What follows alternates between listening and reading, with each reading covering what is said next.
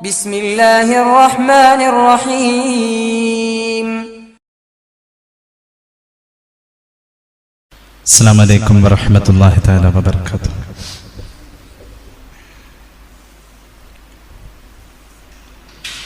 أعوذ بالله من الشيطان الرجيم. بسم الله الرحمن الرحيم. الحمد لله رب العالمين. اللهم صل على سيدنا محمد وعلى آله وصحبه أجمعين. സത്യവിശ്വാസികളെ, അള്ളാഹു നമ്മെ സ്വീകരിക്കട്ടെ. നമ്മുടെ പാപങ്ങൾ അള്ളാഹു പുറത്തു തരട്ടെ. രോഗങ്ങൾ അള്ളാഹു ശിഫയാക്കട്ടെ. നമ്മിൽ നിന്നും മൺമറഞ്ഞവരുടെ ഖബറിടം അള്ളാഹു സ്വർഗീയമായ സന്തോഷങ്ങൾ കൊണ്ട് നിറച്ചു കൊടുക്കട്ടെ.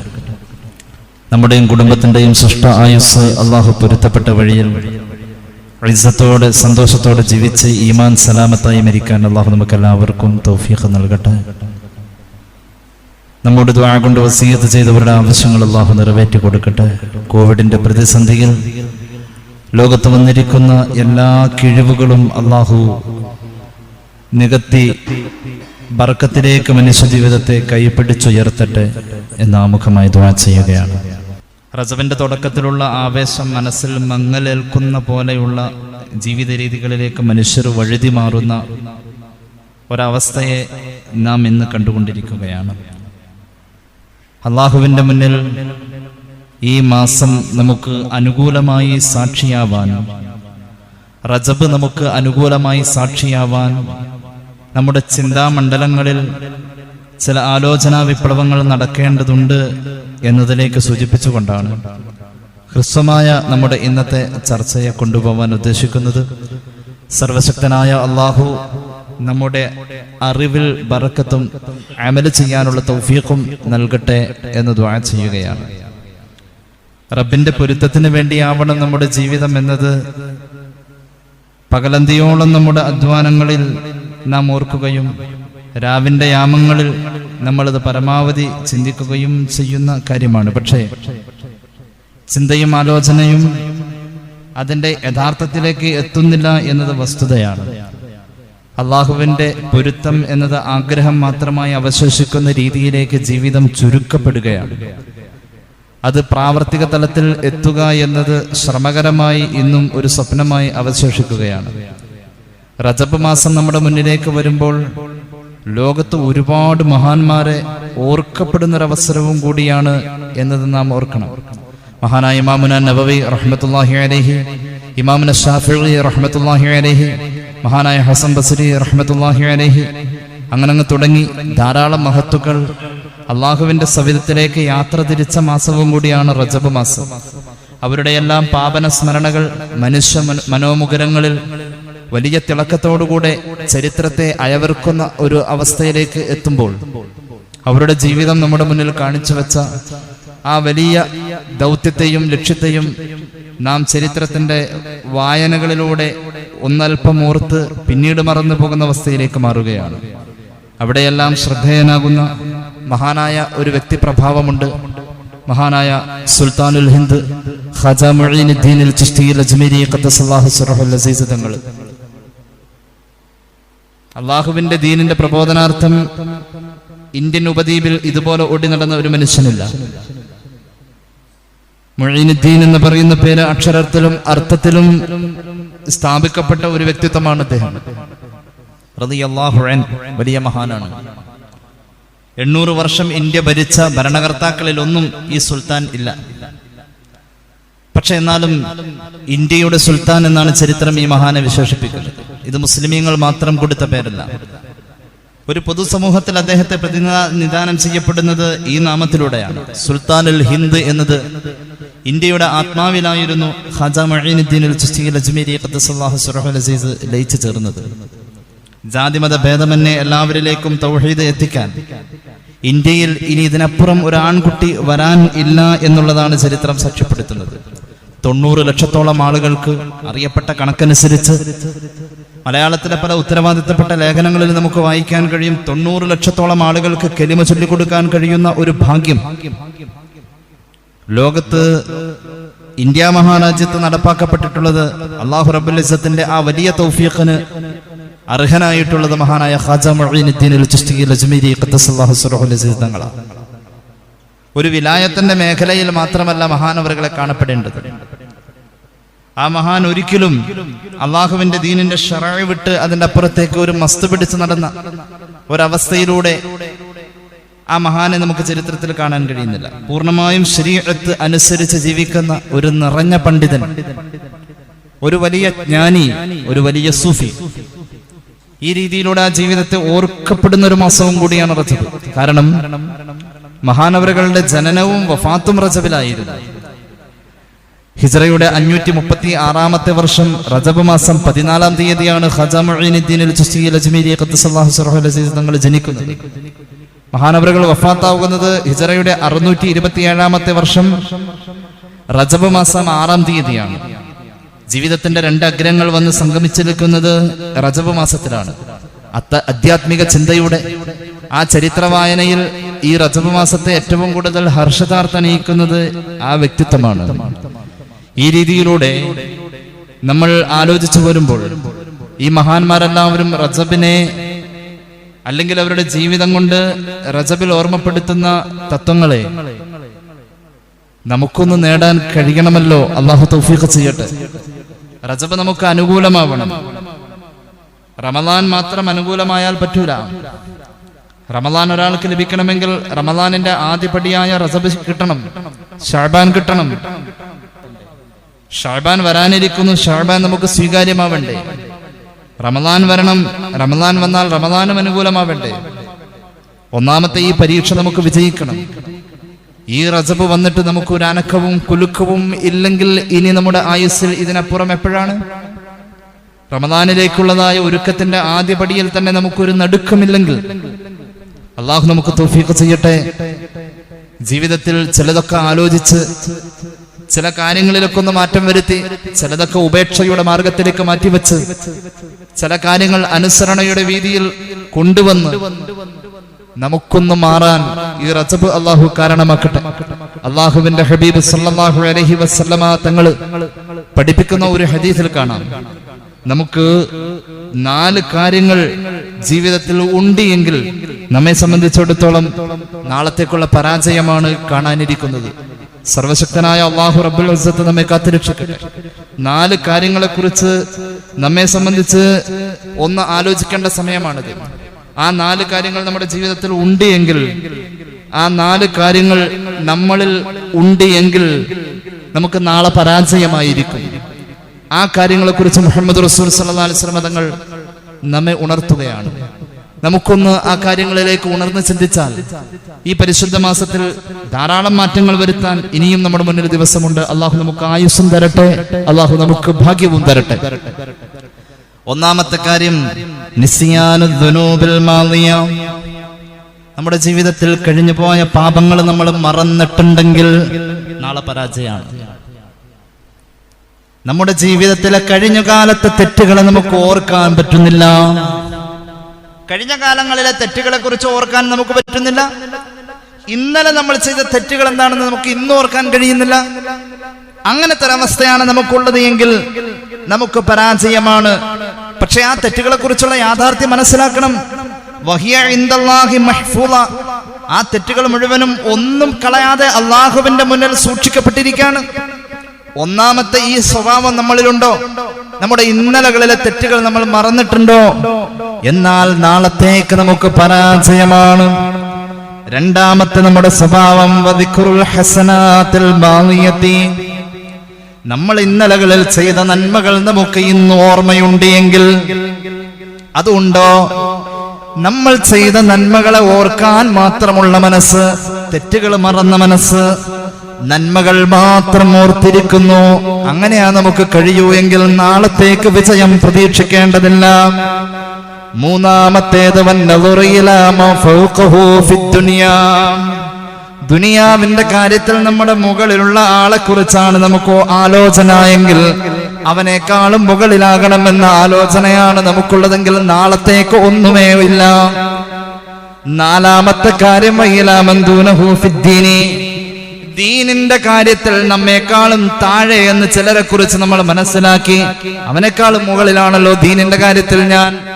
ഈ ഒരു അബദ്ധജടിലമായ ചിന്താഗതിയാണ് നമുക്കുള്ളത് എങ്കിൽ നാളത്തേക്ക് ഒന്നും പ്രതീക്ഷിക്കേണ്ടതില്ല. നമ്മളുടെ ദീനിന്റെ കാര്യത്തിൽ അങ്ങനത്തെ ചിന്താഗതിയിൽ മനസ്സിലാക്കിക്കോ, നീ ചെയ്ത നല്ല കാര്യങ്ങൾ അല്ലാഹുവിന്റെ മുന്നിൽ സ്വീകരിച്ചിട്ടുണ്ടോ ഇല്ലയോ എന്ന് നിനക്കറിവില്ല. ഈ 4 കാര്യങ്ങളെ കുറിച്ചുള്ള ഒരു ആലോചന നമ്മുടെ മനസ്സിൽ ആദ്യമായി ഉണ്ടാവട്ടെ. അള്ളാഹു നമുക്ക് തൗഫീഖ് ചെയ്യട്ടെ. ഈ 4 കാര്യങ്ങൾ മനുഷ്യ മനസ്സിൽ ഉണ്ടെങ്കിൽ, ഈ 4 ചിന്താഗതി കൊണ്ടു നടക്കുന്നവനാണെങ്കിൽ നാളത്തേക്കൊന്നും ഉണ്ടാവില്ല. നാളത്തേക്ക് ഒന്നും ഉണ്ടാവില്ല. പരിശുദ്ധ ഖുർആൻ പറയുന്നു, എങ്ങനെയാ നമ്മളെ വിചാരണ ചെയ്യാ, എന്ത് സമ്പാദിച്ചു എന്ന ബോധത്തിലാ നമ്മൾ നടക്കാ. അള്ളാഹുവിന്റെ കോടതിയിലേക്ക് വരുമ്പോൾ റബ്ബിന്റെ മുന്നിൽ നമ്മുടെ സർവ്വകാര്യങ്ങളും വിളിച്ചു പറയുന്നത്, ഭൂമിയിൽ സംസാരിക്കാൻ കഴിയാത്ത അവയവങ്ങൾക്ക് അന്ന് സംസാരിക്കാൻ കഴിയുമെന്ന് ഖുർആൻ. ഭൂമിയിൽ സംസാരിച്ചിരുന്ന അവയവങ്ങൾ അന്ന് നിശബ്ദമാണെന്ന് പരിശുദ്ധ ഖുർആൻ. ആ നിശബ്ദതയിൽ നിന്നുകൊണ്ട് ഇതുവരെ സംസാരിക്കാത്ത അവയവങ്ങളുടെ വാചാലത കേൾക്കുമ്പോൾ, അഊദു ബില്ലാഹി മിനശ് ശൈത്വാനിർ റജീം, ബിസ്മില്ലാഹിർ റഹ്മാനിർ റഹീം, വയൗമ യുഹ്ശറു അഅദാഉല്ലാഹി ഇലൻ നാരി ഫഹും യൂസഊൻ حتى إذا ما جاءوها شهد عليهم سمعهم وأبصارهم وجلودهم بما كانوا يعملون وقالوا لجلودهم لم شهدتم علينا قالوا أنطقنا الله الذي أنطق كل شيء وهو خلقكم أول مرة وإليه ترجعون. പടച്ചറബ് എന്തൊരു അവസ്ഥയായി പറയുന്നത്. സൂറത്ത് ഫുസ്സിലത്തിന്റെ 19 മുതൽക്ക് 21 വരെയുള്ള ആയത്തുകൾ. അള്ളാഹനെ അനുസരിക്കാതെ നടന്ന ആളുകൾ, അള്ളാഹു അതിൽ നമ്മെ പെടുത്താതിരിക്കട്ടെ. എല്ലാം അറിയാമെന്നാൽ ഒന്നും അറിയാത്ത പോലെ, എല്ലാം അനുഭവിക്കുന്നു എന്നാൽ ഒന്നും അനുഭവിക്കാത്ത പോലെ അള്ളാഹുവിനെ പറ്റിച്ച് നടക്കുന്ന ദീനീ ചിട്ടയാണോ നമുക്കുള്ളത്? റബ്ബിനെ പറ്റിക്കുന്ന സ്വഭാവമാണോ നമുക്കുള്ളത്? വെറും പുറം പൂച്ചുകളായി മാറുന്ന അമലുകളാണോ എനിക്കും നിങ്ങൾക്കുമുള്ളത്? മാറ്റണം സഹോദര. റജബ് നമുക്ക് അനുകൂലമാവാൻ നമ്മുടെ ജീവിതത്തിൽ ഇഖ്ലാസ് കൂടുതൽ വേണം. ആരെ ബോധിപ്പിക്കാൻ? അള്ളാഹനെ മാത്രം ബോധിപ്പിക്കാൻ. റബ്ബിന്റെ മുന്നിൽ ഉപകാരപ്പെടുന്ന കർമ്മങ്ങളിലേക്ക് നമുക്ക് ചെന്നു ചേരാൻ അള്ളാഹു തൗഫീഖ് ചെയ്യട്ടെ. റബ്ബിനെ ബോധിപ്പിക്കാൻ വേണ്ടി മാത്രം ചെയ്യുന്ന കർമ്മങ്ങളാ അള്ളാഹു സ്വീകരിക്ക. അങ്ങനെയുള്ളവരെ മാത്രമാ അള്ളാഹു അംഗീകരിക്ക. അല്ലാത്ത ആളുകളെ റബ്ബിന്റെ മുന്നിലേക്ക് കൂട്ടം കൂട്ടമായി കൊണ്ടുവരപ്പെടുമ്പോൾ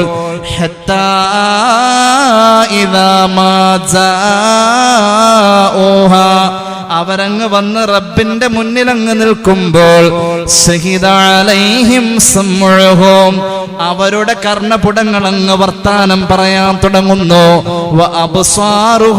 അവരുടെ കണ്ണുകൾ സംസാരിക്കാൻ തുടങ്ങുന്നു. അവരുടെ ചർമ്മങ്ങൾ ഇങ്ങനെ സംസാരിക്കാൻ തുടങ്ങുന്നു.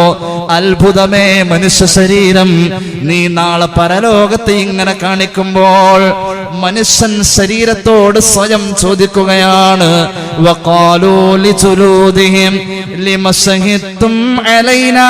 എന്തിനാണ് ചർമ്മമേ, എന്തിനാണ് കണ്ണേ, എന്തിനാണ് കാതേ നീ ഞങ്ങൾക്കെതിരെ ഇങ്ങനെ വർത്തമാനം പറയുന്നത്? നിനക്ക് എങ്ങനെ വർത്തമാനം പറയാൻ കഴിയുന്നു എന്ന് ഭയവിഹുലതയുടെ മൂർധന്യാവസ്ഥയിലും ആശ്ചര്യത്തോടുകൂടെ മനുഷ്യൻ തിരിച്ചു ചോദിക്കുമ്പോൾ നമ്മോട് നമ്മുടെ കണ്ണ് അന്ന് പറയും, നമ്മോട് നമ്മുടെ കാത് അന്ന് പറയും, നമ്മോട് നമ്മുടെ ചർമ്മം പറയും. ഹറാം കണ്ട കണ്ണ് വർത്താനം പറയുന്ന അന്ന്, ഹറാം കേട്ട കാത് വർത്തമാനം പറയുന്ന അന്ന്, ഹറാമിന്റെ സ്പർശനം മറഞ്ഞ ചർമ്മം അന്ന് സംസാരിക്കുമ്പോൾ നമ്മോട് പ്രതിവചിക്കുന്നതിനെ കുറിച്ച് ഖുർആന്റെ ആയത്തിൽ കാണാം. അവര് നമ്മോട് തിരിച്ചു പറയും,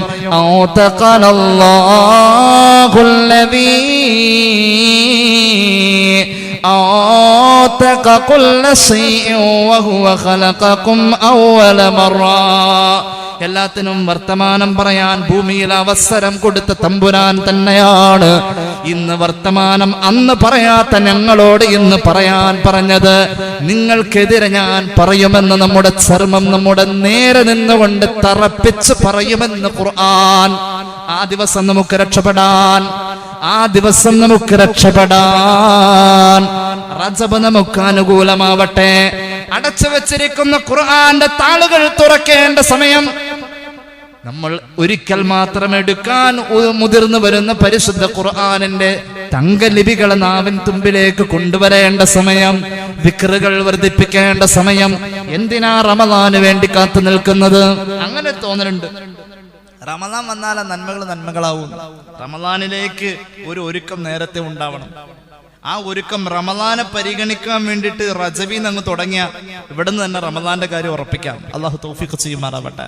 പരീക്ഷ വരുമ്പോ പരീക്ഷയുടെ അന്ന് പഠിച്ച എത്ര മാർക്ക് കിട്ടും എന്നത് നമ്മൾ ആലോചിക്കാം. അതിനു വേണ്ടിയിട്ട് ഒരു നേരത്തെ ഒരു റിവിഷൻ, അതിനു വേണ്ടിയിട്ട് നേരത്തെ ഒരു ഒരുക്കം നമ്മൾ നടത്തിയ ഇൻഷാ അല്ലാഹ് നമുക്ക് വിജയിക്കാൻ കഴിയും. ഖാഫ് മലയെ കുറിച്ച് ഖുർആൻ പറയുന്നുണ്ട്. ഖാഫ് മല എന്ന ഒരു പാട്ട് തന്നെ നമ്മൾ കേട്ടിട്ടുണ്ടല്ലോ. ഇസ്കന്ദർ രാജാവ് ഖാഫ് മല കാണാൻ പോയ കഥ പറയുന്നുണ്ട് ഇമാം സാവി. ഖുർആനിലെ 114 അധ്യായങ്ങളിൽ ഒരു അധ്യായത്തിന്റെ പേര് സൂറത്ത് ഖാഫ്.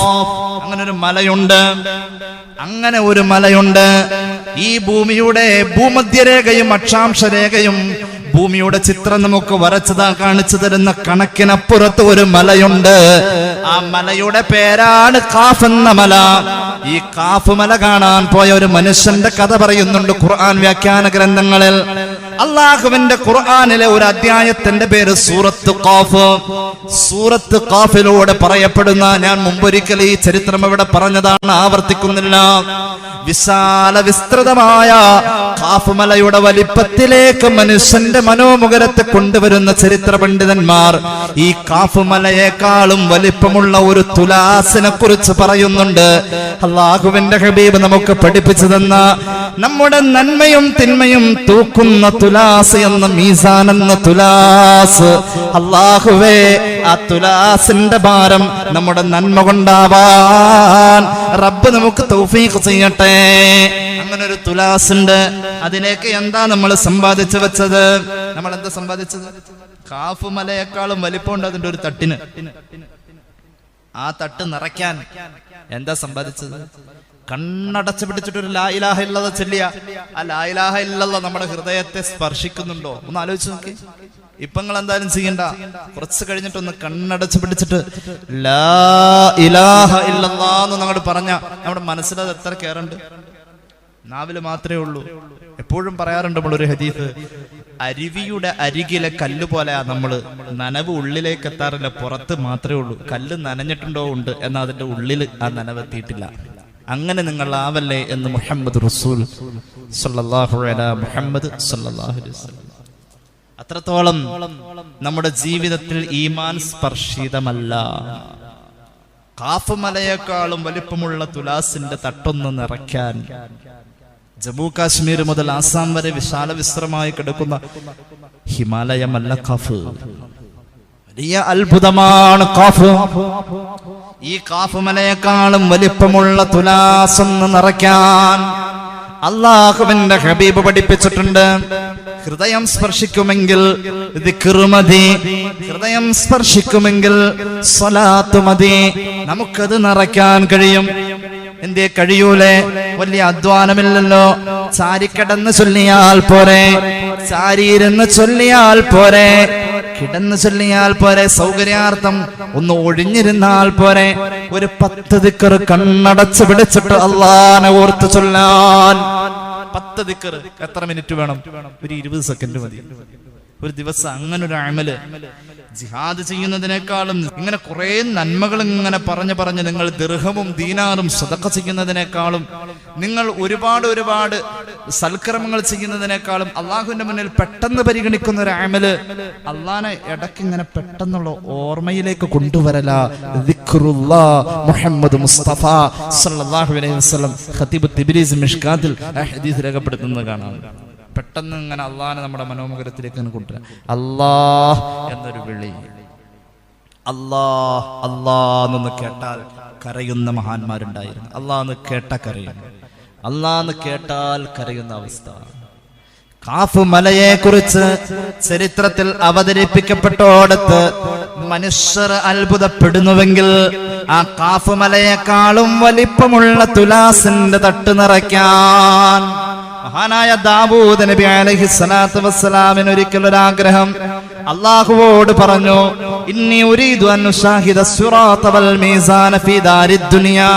അല്ലാഹുവേ, നാളെ മഹ്ശറയിലേക്ക് നീ വെച്ചിരിക്കുന്ന ആ സിറാത്ത് എന്ന പാലവും മീസാൻ എന്ന തുലാസും എനിക്ക് ഭൂമിയിൽ വെച്ച് കാണണമല്ലാ. സയ്യിദുനാ ദാവൂദ് നബി അലൈഹിസ്സലാം അല്ലാഹുവോട് പറഞ്ഞപ്പോൾ അല്ലാഹു ആഗ്രഹം നടത്തിക്കൊടുക്കാണ്. ദാവൂദ് നബിയോട് പറഞ്ഞു, ഇന്ന താഴ്വാരത്തിലേക്ക് അങ്ങ് വന്നാലും നബിയെ അങ്ങേക്ക് നാം കാണിച്ചു തരാം. സിറാത്ത് എന്ന പാലോ അതുപോലെ തന്നെ മീസാൻ എന്ന തുലാസും ദാവൂദ് നബി അലൈഹി സ്വലാത്തു വസ്സലാം കാണാൻ തീരുമാനിച്ചു. അള്ളാഹു പറഞ്ഞോടത്തേക്ക് എത്താണ്. മഹാന്മാർക്ക് അള്ളാഹു അങ്ങനെ ചിലത് കൊടുക്കും, ചിലത് ഭൂമിയിൽ ഇരുന്നു കൊണ്ട് തന്നെ കാണാൻ കഴിയും. അള്ളാഹുവിന്റെ ഹബീബ് സല്ലല്ലാഹു അലൈഹി വസല്ലം തങ്ങൾ ഇമാം ബുഖാരി അവിടുത്തെ സ്വഹീഹിൽ ഉദ്ധരിക്കുന്നു, ഒരു സൂര്യഗ്രഹണ നിസ്കാരത്തിന്റെ സമയത്ത് മുന്നോട്ട് കൈ ഇങ്ങനെ നീണ്ടുപോകുന്നു. എന്തോ ഒന്ന് പിടിക്കാൻ പോകുന്ന പോലെ. ഇന്നി ഉരീതുൽ ജന്ന, എനിക്ക് സ്വർഗം കാണിക്കപ്പെട്ടു, സ്വർഗം കാണാൻ. വകദാലിക നുരീ ഇബ്രാഹീമ മലകൂതസ് സമാവാതി വൽ അർദ്. ഇവിടെ ഇരുന്നു കൊണ്ട് ആകാശത്തിന്റെ ചക്രവാളത്തിലെ രഹസ്യം കാണാൻ സയ്യിദുനാ ഖലീലുല്ലാഹി നബി ഇബ്രാഹീം ഇരുപ്പീനേൾ ആകാശം കണ്ടോവർ ഏറും മലക്കൂത്തിൽ രാജാളി എന്നോവർ. അല്ലാഹു അത്ഭുതം കാണാൻ മറ മാറ്റി കൊടുക്കുകയാണ്. സയ്യിദുനാ ദാവൂദ് നബി അലൈഹി സ്വലാത്തു വസ്സലാമിനോട് പറഞ്ഞു, ഇന്നാലിന്ന താഴ്വാരത്തിലേക്ക് അങ്ങ് വന്നാലും ഫഅദ്ഹബല്ലാഹുൽ ഹിജാബ അൻഹു ഹത്താ റഅ അസ്റാത വൽ മീസാന അല സിഫത്തില്ലതി ജാഅത് ഫിൽ അഖ്ബാർ. ചരിത്രം ചർച്ച ചെയ്ത, പ്രമാണങ്ങൾ ഉദ്ധരിച്ച അതേ വിശേഷണത്തിൽ തന്നെ ദാവൂദ് നബി അലൈഹിസ്സലാം സിറാത്ത് എന്ന പാലം കാണാണ്, മീസാൻ എന്ന തുലാസ് കാണാണ്. ആരാണ് ദാവൂദ് നബി അലൈഹിസ്സലാം? 4 വേദഗ്രന്ഥങ്ങളിൽ ഒന്ന് അള്ളാഹു കൊടുത്ത മഹാൻ. ഒരു പ്രാവശ്യം സുജൂദിലേക്ക് പോയാൽ തല ഉയർത്തുമ്പോഴേക്കും ചുറ്റുവട്ടത്ത് കാട് മുളച്ചു വരും വിധം കണ്ണുനീരുകൊണ്ട് ഈ ഭൂമി അനുഗ്രഹീതമാക്കിയ മഹാൻ. 20 ദിവസമായിരിക്കും ഒരു സുജൂദ്, ചിലപ്പോൾ അത് 40 ദിവസമാവാറുണ്ട്. ഇമാം ജലാലുദ്ദീൻ സുയൂത്തി ദുർറുൽ മൻസൂറിൽ രേഖപ്പെടുത്തുന്നു, ചിലപ്പോൾ ദാവൂദ് നബിയുടെ ഒരു സുജൂദ് 80 ദിവസം വരെ ആവാറുണ്ട്. കണ്ണുനീരിന്റെ ഉപ്പുരസത്തിൽ ചെടികൾ തഴച്ചു വളരുന്ന വിധത്തിലേക്ക് അല്ലാഹു റബ്ബുൽ ഇസ്സത്ത് ഹൃദയത്തിലുള്ള ദാവൂദ് നബി സിറാത്ത് എന്ന പാലം കണ്ടപ്പോൾ, അതുപോലെ തന്നെ മീസാൻ എന്ന തുലാസ് കണ്ടപ്പോൾ വാവിട്ട് കരയുകയാണ്. അല്ലാഹുവോട് ചോദിക്കുകയാണ്, ഇലാഹി മൻ യഖ്ദിറു മിൻ ഇബാദിക യംലഅ കഫത്തൽ മീസാൻ ബിൽ ഹസനാത്ത്. അല്ലാഹുവേ, നിന്റെ അടിമകളിൽ ആർക്കാണ് റബ്ബേ ഈ വിശാലമായ ഈ മീസാൻ എന്ന തുലാസിന്റെ തട്ട് നിറയ്ക്കാൻ, നന്മ ചെയ്യാൻ ആർക്കാ കഴിയാ? ദാവൂദ് നബിയുടെ ചോദ്യമാണ്. അല്ലാഹുവേ, ആർക്കാണ് ഈ സിറാത്ത് എന്ന പാലം വിട്ടുകിടക്കാൻ കഴിയാ?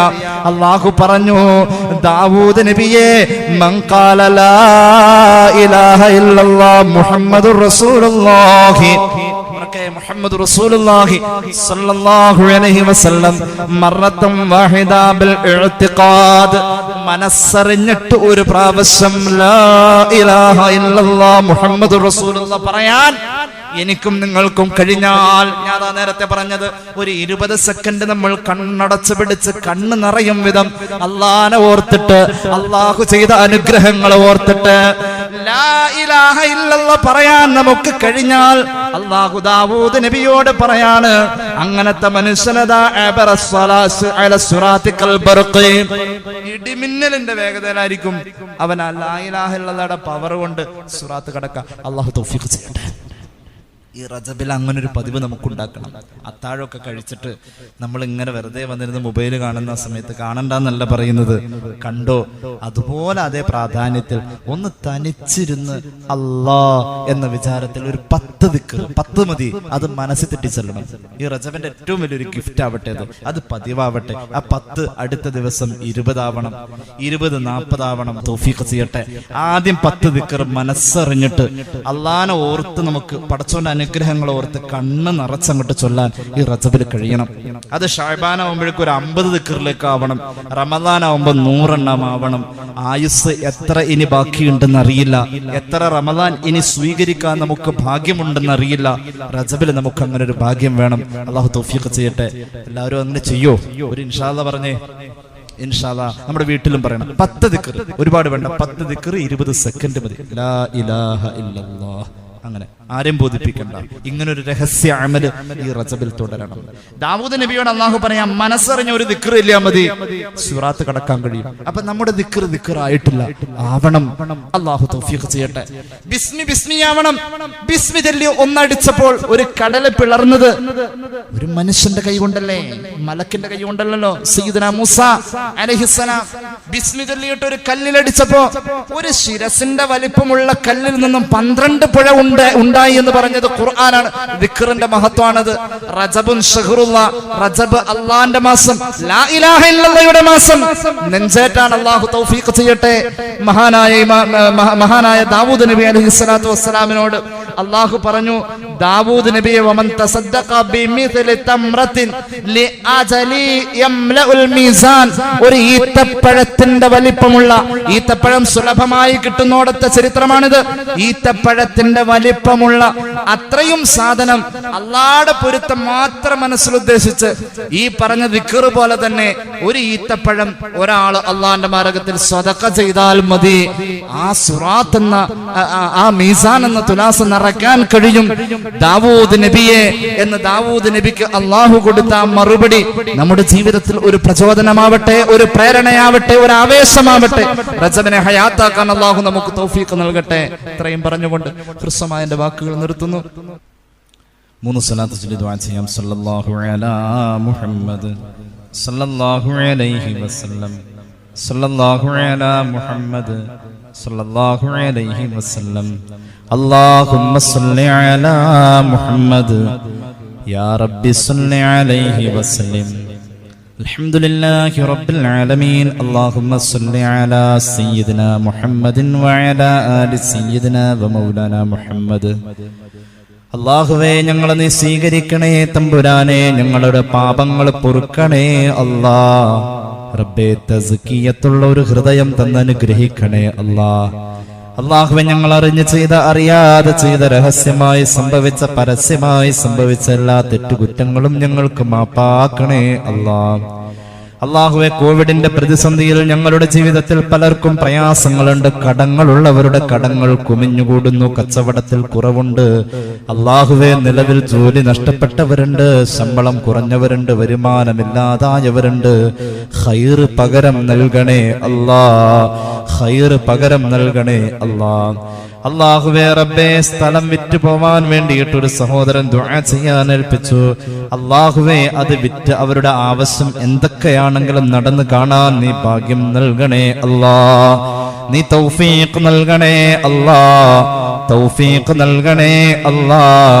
അല്ലാഹുവേ റബ്ബേ അദ്ദേഹത്തിന്റെ മകന്റെ ജോലി സംബന്ധമായ പ്രയാസങ്ങളെല്ലാം നീ മാറ്റിക്കൊടുത്ത് ഖൈറായ ഒരു വഴിയിലേക്ക് എത്തിക്കണേ അല്ലാ.